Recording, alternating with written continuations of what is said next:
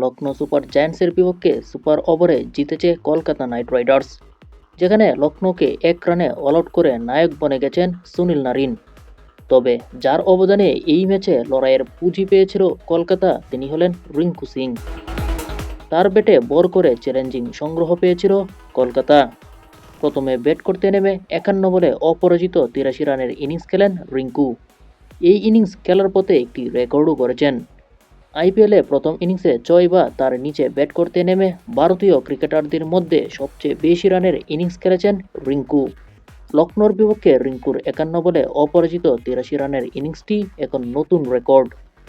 এর আগে এই রেকর্ড ছিল মহেন্দ্র সিং ধোনির দখলে।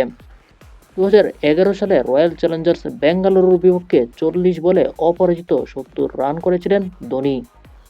15 বছর ধরে সেটিই ছিল সর্বোচ্চ রানের রেকর্ড। এই তালিকার 3 নম্বরে রয়েছেন দীনেশ কার্তিক।